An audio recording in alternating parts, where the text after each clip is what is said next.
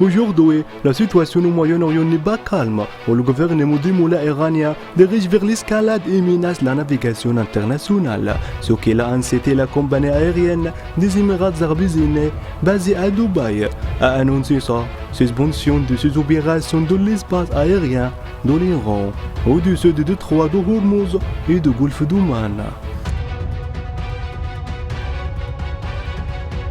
Pendant que l'autorité générale de l'aviation civile des Émirats arabes unis a également dirigé exploitation aérien enregistré dans le pays, d'évaluer les zones de l'aviation touchées et de mettre les mesures nécessaires pour éviter de fonctionner dans des zones susceptibles de mettre en risque les opérations de l'aviation civile. L'autorité a déclaré que la décision est en raison de la situation actuelle dans la région arabe et sa préoccupation pour la sécurité et la sécurité de l'aviation.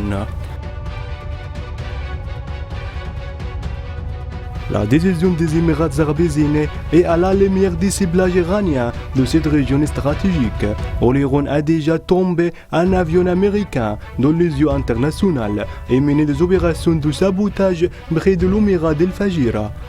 et du golfe d'Oman, ce qui a incité que cette région avait besoin d'une forte dissuasion pour mettre fin aux politiques subversives menées par le gouvernement des moulins iraniens dans la région du Golfe.